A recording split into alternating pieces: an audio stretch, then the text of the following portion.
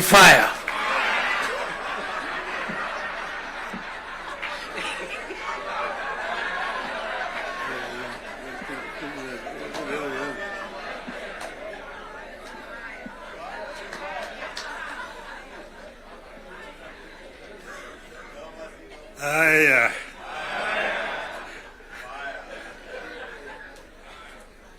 Mr. President,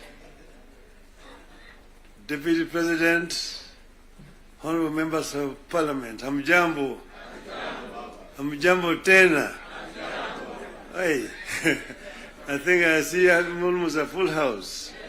Senators and members of the National Assembly, thank you very much. I'm very happy to be here this morning to see you. I want to say that I'm charged, but I'm not scared.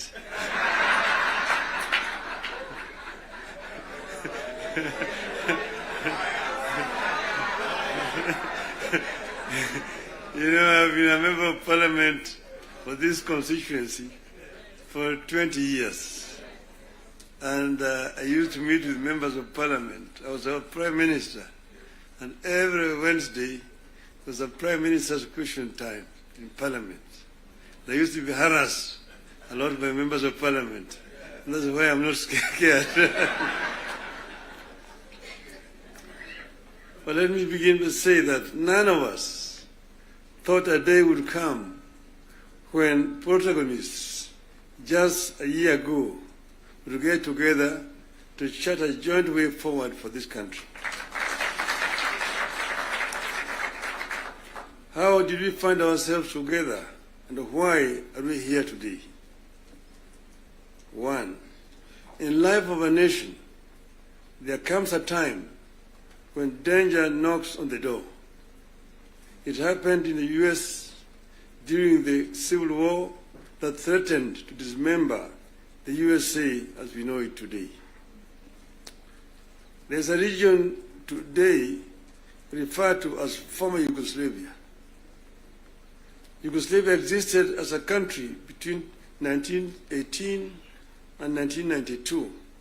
Then it fell apart into several countries, including Croatia, Montenegro, Serbia, Slovenia, Bosnia, and Macedonia.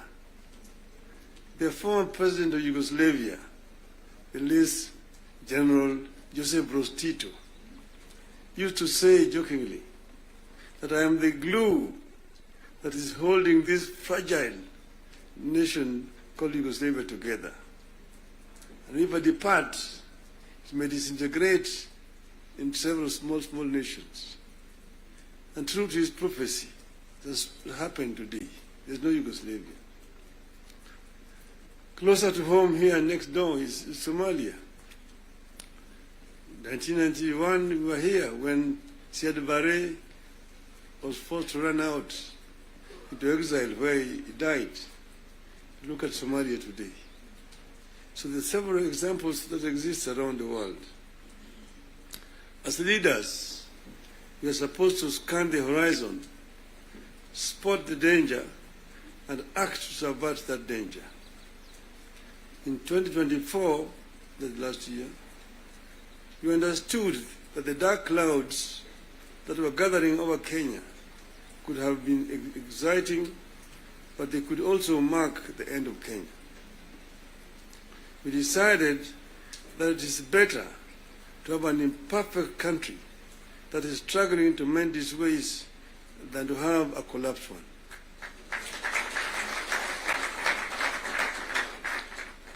We came together to create an environment in which we can discuss our issues and differences as people of one nation.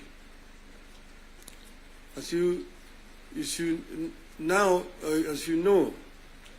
and as you know here, there are in my life, I've attended many meetings in London, Paris, Istanbul, Washington, name it, where African leaders are ferried to foreign capitals from their own collapsing countries to discuss issues they cannot discuss at home.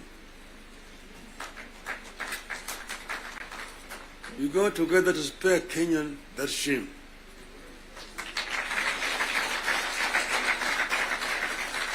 Our object was and remains one, as one U.S. Senator called it, our country, our whole country, and nothing but our country.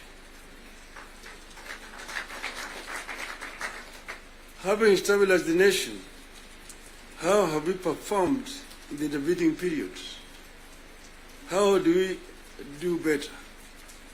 How do we move forward in a way that respects the people of Kenya and that shows that we are alive to the circumstances that triggered our coming together and that we are acting on them? That is our object today. And that's why we are here today. We met and decided that we needed to have, for the first time, a joint parliamentary group meeting. We could now discuss with our members of parliament. It's over 2 months ago, I had an opportunity to discuss in this very same place here with the members of the executive. They came here and actually came with the blueprint of the performance, what they had done up to that time, and what they were intended to continue doing going forward. And I was very candid with them in my discussions with them. And I told them where I thought they were not doing right and what I thought they should be doing rightly. So as always, I'm always very candid indeed. Today I'm meeting the members of the legislature. As you know, we have got 3 very important institutions: the executive, the legislature, the judiciary. And I'm hoping that in not very far away from today, I will have opportunity to talk to the judiciary as well. So I'm going to be very candid with you people.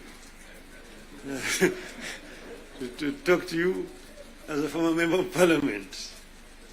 Yes, the leader, Gimani Chungwa, referred to the Constitution and told me the issues like NGF and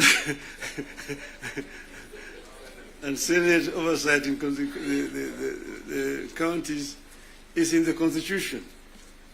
I want him to cite to me the section of that Constitution that he's referring to.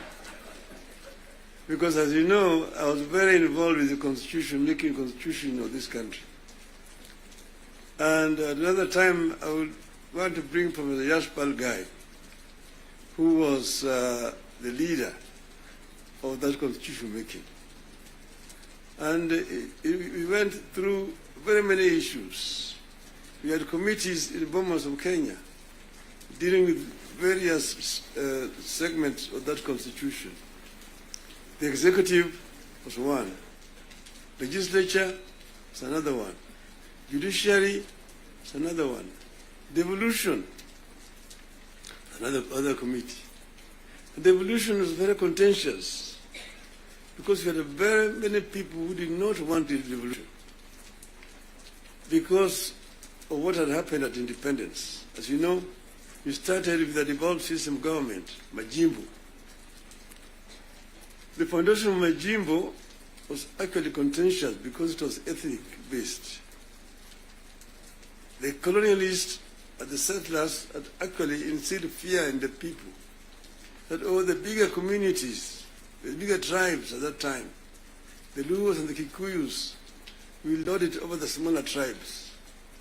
And thus the smaller tribes need to safeguard themselves by creating regions and powers so that they can be able to be protected. That was the basis of Majimbo. And it was a very lengthy discussion at Lancaster House. So Kanu accepted Majimbo in London but with the understanding that they would change it after the independence.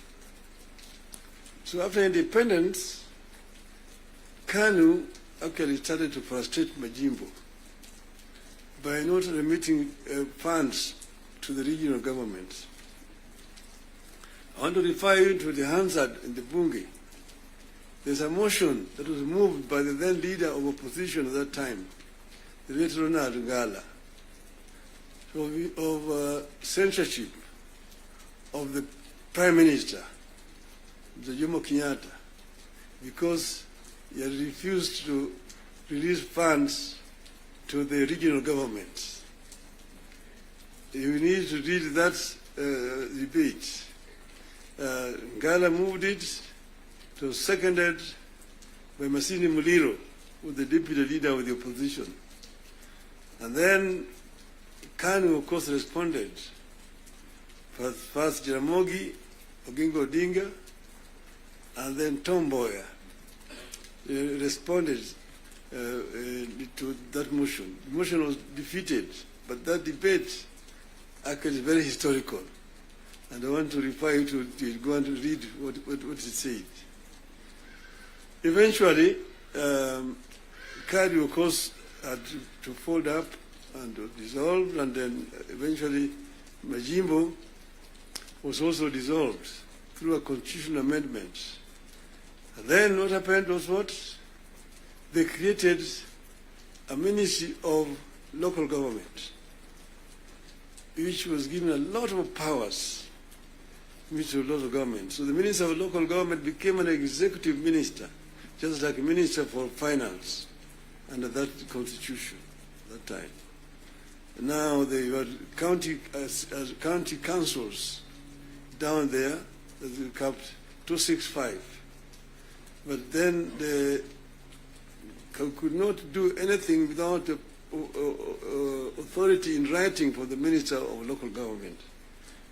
So we had all these documents when we were there at Bomas.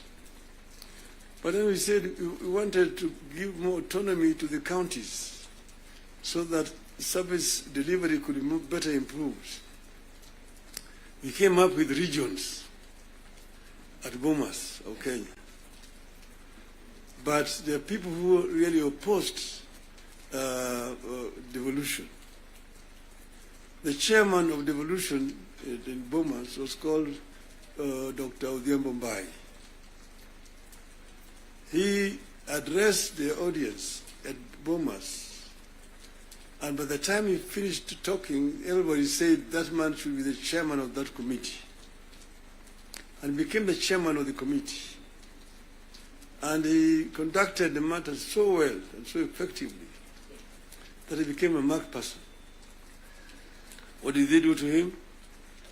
In broad daylight, around 11 o'clock, on Ngong Road there, off Ngong Road, in his residence, they sent assassins. And in the presence of his children, they shot him and killed him. The assassins of Mumbai were arrested.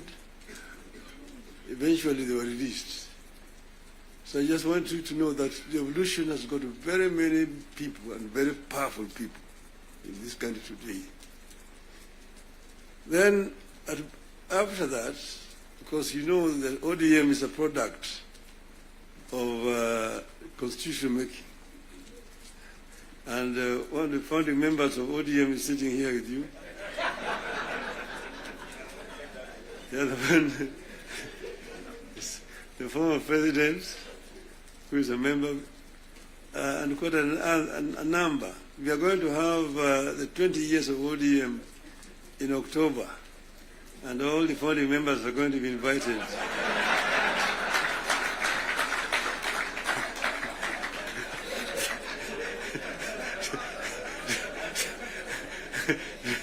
to come and attend.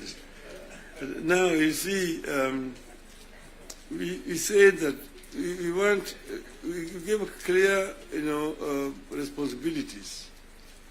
The executive, the legislature, and the judiciary. And the legislature is supposed to make laws that the executive uses to run the country. And the judiciary is then there to ensure that in implementation of these laws, the executive is not overreaching or violating the law of the Constitution. But then, so the work of Parliament is representation, legislation, and oversight. Very clear, it's written there in the Constitution. Parliament is not supposed to be implementing. Parliament is supposed to be oversighting. It's not oversighting. And secondly, there is only two levels of devolution. There's, national and one level, county. Constituency is not an element of devolution. Devolution remains at the county. Down there, the constituency, the county government does implementation of the projects. I'm saying, correct.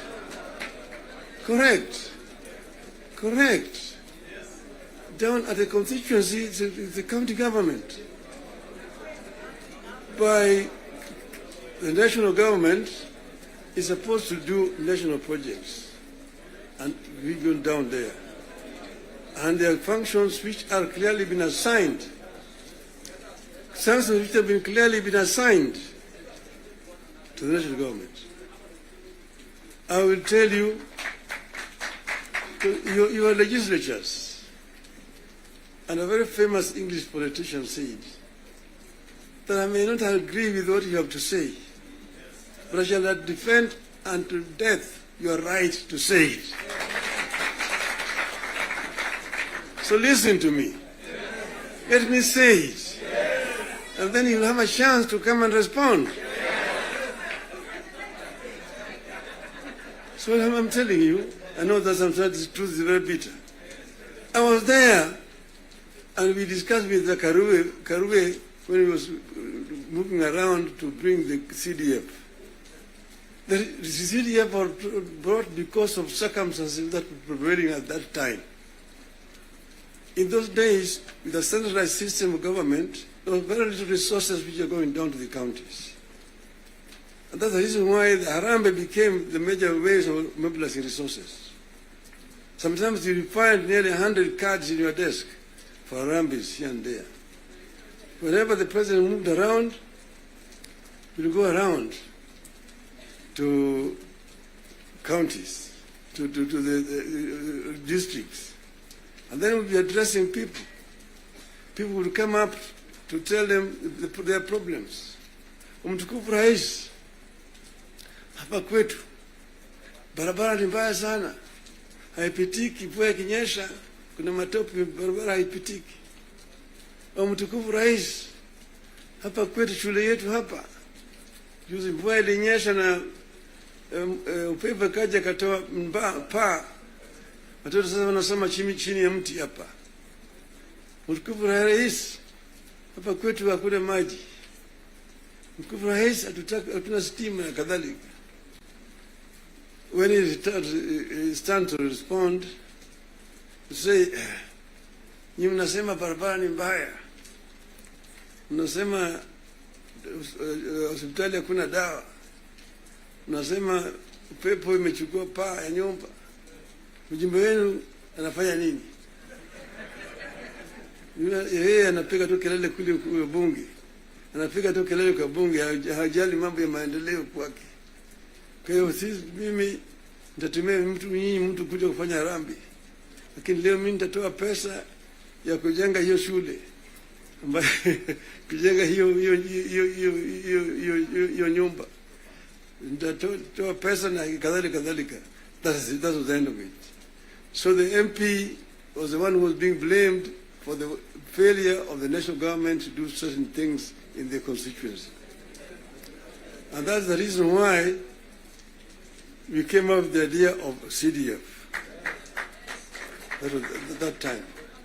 Exactly that was that time. But the constituency is now falls under the devolved government, which is being led by the governors. So constituency is not a devolved unit. And members of parliament themselves should not be involved in development because there's supposed to be oversighting. There's supposed to be oversighting. If you have yourself being involved in construction of roads, building of schools, hospitals, who is going to oversight you? Who is oversighting you? So, Mr. President, I hold very clearly that these MPs know that they should not have any business in trying to implement projects in their constituency. Implementation of projects should be left to the county government. Secondly, the oversight, the national parliament oversight the national government, whether it is the National Assembly or the Senate. Oversighting of governors, the responsibility of MCAs, members of the county assembly, not the senators. It's not the responsibility of the Senate to oversight. Senate wasting time of governors to come and answer questions about roads in the counties. And thirdly, the issue of extortion. The issues of extortion. The issues of extortion. Majority Leader, you talked of, you didn't talk of extortion, you talked of lobbying. Lobbying is okay. In the US, you've got lobby firms which are formed to lobby the members of the Congress. They come to lobby, they're known, they're officially registered as lobbyists. They come to lobby the members of parliament. But lobbying is a different thing from extortion. From extortion. Then you have a member, every committee has got a member who is how do you call him? Welfare Bungi is giving a very, very image of parliament that members of parliament should not be soliciting funds from because you see, listen to me, you know, the environment that we are creating here in this country is very, very hostile to investments. Foreign investors who come to the country bring their resources in the country to invest it here.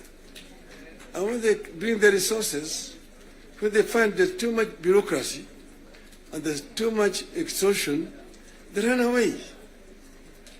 Private capital is risk shy. And when, for example, somebody has come with his resources to start a project, and then you find somebody beginning to make noise that, oh, this project has not been approved. This project has not been approved. Or this project is being corruptly implemented. They run away. They run away. And delaying of the projects. And you find a situation where members of parliament inviting parastatals and so on, and even purporting to be cancelling projects that have been signed. That is the work of the executive, not the work of the legislature. So legislature should not be competing with the executive in terms of implementation of projects. Allow the executive to implement and just correct them when they go wrong. That's the country will develop. Create a healthy environment for implementation of projects in the country. Then this country will develop. I know I'm being too honest with you people. And I know that the facts, the truth sometimes is so painful, but I think it is important to say this to honorable members of parliament. Thank you very much. May I now invite my brother to come and address you people.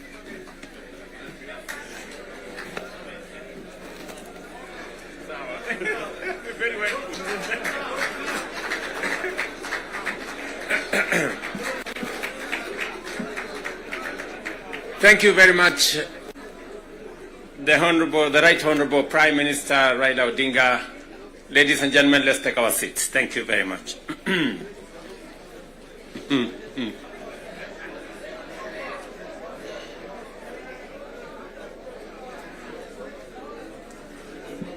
Now, honorable members,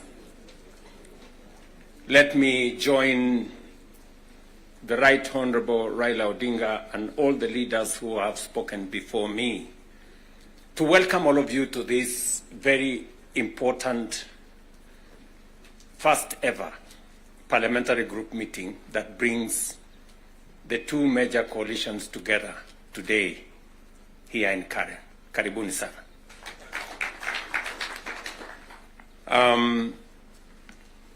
The Right Honorable Raila Odinga has given us the context of why we are meeting here. I really would want to add not so much, because he has ably contextualized why we are meeting here today.